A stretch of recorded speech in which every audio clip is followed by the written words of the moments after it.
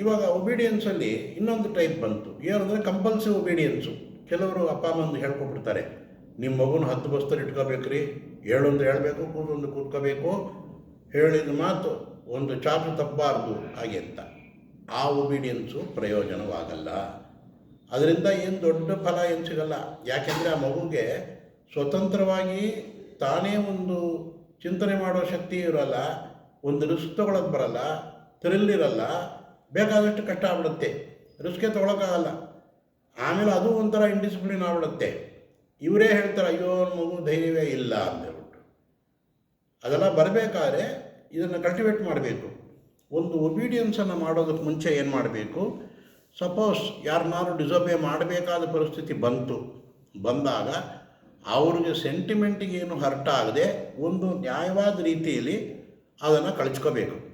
ಇವಾಗ ನಮಗೆ ಒಬ್ಬರನ್ನ ಸುಪೀರಿಯರ್ ಅಂತ ನಾವು ಆಕ್ಸೆಪ್ಟ್ ಮಾಡ್ಕೊಳ್ಳೋದಕ್ಕೆ ಮುಂಚೆ ಸರಿಯಾಗಿ ಚಿಂತನೆ ಮಾಡಿ ಇವರು ನಮಗೆ ದಾರಿ ತೋರಿಸೋಕ್ಕೆ ಅರ್ಹರೇ ಅನ್ನೋದನ್ನು ಸರಿಯಾಗಿ ಆಯ್ಕೆ ಮಾಡಿ ಮಾಡ್ಕೋಬೇಕು. ಇವಾಗ ಸ್ವಯಂವರ ಅಂತ ಇಟ್ಟರು, ಸ್ವಯಂವರದಲ್ಲಿ ಆ ಹುಡುಗಿ ಸೆಲೆಕ್ಟ್ ಮಾಡ್ಕೋತಾಳೆ, ಇವನು ನಾನು ಒಬೆ ಮಾಡೋದಕ್ಕೆ ಅರ್ಹನೇ, ಇವನಿಗೆ ಅಂಥ ಪರಾಕ್ರಮ ಇದು ಎಲ್ಲ ಶಕ್ತಿಗಳೆಲ್ಲ ಇದೆಯಾ, ಇವನ ಪಾದ ಹಿಡಿದ್ರೆ ನನ್ನ ಲೈಫ್ ಮೀನಿಂಗ್ಫುಲ್ ಆಗಿರುತ್ತೆ ಅಂತ ಅವಳು ಗೊತ್ತಾಗಬೇಕು.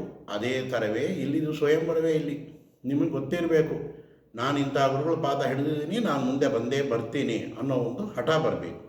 ಈ ಕಂಪಲ್ಸಿವ್ ಒಬೀಡಿಯನ್ಸು, ಥ್ರೆಟನ್ ಮಾಡಿ ಒಬೆ ಮಾಡಿಸೋದೆಲ್ಲ ಒಬೀಡಿಯನ್ಸ್ ಲೆಕ್ಕಕ್ಕೆ ಬರಲ್ಲ. ಯಾಕೆಂದರೆ ಅದೆಲ್ಲ ಬಂದು ಅಲ್ಪ ಬೆನಿಫಿಟ್ ಬರುತ್ತೆ ಅಷ್ಟೇ. ಏನೋ ಟೀಚರ್ ಇರ್ತಾರೆ, ಸ್ವಲ್ಪ ಅಲ್ಪ ಫೇವರ್ಸು ಅದು ಇದು ಸಿಗುತ್ತೆ, ಬೇರೆದೆಲ್ಲ ಯಾವುದು ನಿಮ್ಮ ಗೋಲ್ ಅಚೀವ್ಮೆಂಟ್ಗೆ ಆಗಲ್ಲ ಅದು. ಆಮೇಲೆ ಐಡಿಯಲ್ ಸುಪೀರಿಯರ್ ಯಾರು, ನಿಜವಾದ ಸುಪೀರಿಯರ್ ಬಂದು ನಿಮ್ಗೆ ಅವರೇ ಸ್ವತಂತ್ರ ಕೊಡ್ತಾರೆ. ಹೇಳೋ ವಿಷಯಗಳೆಲ್ಲ ಹೇಳ್ಬಿಟ್ಟು ಎಲ್ಲ ಮಾಡಿದ್ಮೇಲೆ, ನೋಡಪ್ಪ ಇನ್ಮೇಲೆ ನೀನು ನಿರ್ಧಾರ ಮಾಡ್ಕೋ. ಭಗವದ್ಗೀತೆಯಲ್ಲೂ ಏನಂದ ಕೃಷ್ಣ, 650-680 ಶ್ಲೋಕ ಉಪದೇಶ ಮಾಡಿಬಿಟ್ಟು ನಾ ಹೇಳಿದ್ದೇ ಫಾಲೋ ಮಾಡಬೇಕು ಅಂತ ಹೇಳಿಲ್ಲ, ಯಥೇಚ್ಛಸಿ ತಥಾ ಕೊಡು ಅಂತ ಎಲ್ಲ ಹೇಳಾಯಿತು. Options, choice ಹೇಳಾಯಿತು. ನೀ ಇದು ಮಾಡಿದ್ರೆ ಹಿಂಗಾಗತ್ತೆ, ಇದು ಮಾಡಿದ್ರೆ ಹಿಂಗಾಗತ್ತೆ, ಎಲ್ಲ ಕೊಟ್ಟಾಯಿತು. ಯಾವುದು ಬೇಕೋ ಆಯ್ಕೆ ಮಾಡ್ಕೊ, ದೆನ್ ಯು ಪ್ರೊಸೀಡ್ ಅಂದ. ಆಮೇಲೆ ಅವನು ಹೇಳ್ದ, ಇಲ್ಲ ಕರಿಷೇ ವಚನಂ ತವ ಅಂದ, ನೀ ಹೇಳಿದ್ದನ್ನು ಮಾಡ್ತೀನಿ ಹಾಗೆ ಅಂತ ಅವನು ಕಮಿಟ್ಮೆಂಟ್ ಮಾಡಿಕೊಂಡ, ಪ್ರಾಮಿಸ್ ಮಾಡ್ದ. ಅದೇ ಥರವೇ ಇಲ್ಲಿ ನೀವು ಪ್ರಾಮಿಸ್ ಮಾಡಬೇಕು, ಐ ವಿಲ್ ಒಬೇ ಯು ಅನ್ನೋದು ಬರಬೇಕು.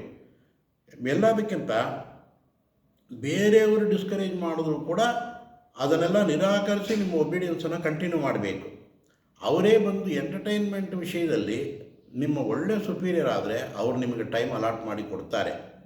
ಈ ಟೈಮಲ್ಲಿ ನೀನು ಎಂಜಾಯ್ ಮಾಡು, ಈ ಟೈಮಲ್ಲಿ ಇದನ್ನೆಲ್ಲ ಸಂತೋಷ ಪಡು ಅಂತ ಹೇಳ್ಬಿಟ್ಟು ವಿಶ್ವಾಮಿತ್ರರು ಬಂದು ಯಾಗ ಕಾಪಾಡೋಕ್ಕೆ ಬಾ ಅಂತ ಕರ್ಕೊಂಡು ಹೋದರು. ಅದೇ ವಿಶ್ವಾಮಿತ್ರರೇ ಬಂದು ಸೀತೆಯನ್ನು ಮದುವೆ ಮಾಡ್ಕೊತಾನೂ ಕರ್ಕೊಂಡು ಹೋದ್ರು. ಒಳ್ಳೆ ಗುರುಗಳು ಗೊತ್ತು ನಿನಗೆ ಸಕಾಲದಲ್ಲಿ ಏನೇನು ಸುಖಗಳು ಬೇಕೋ ಅದನ್ನೆಲ್ಲ ಅವರು ಕೊಡಿಸ್ತಾರೆ. ಇಷ್ಟನ್ನು ಮಾಡ್ತಾ ಹೋಗಬೇಕು.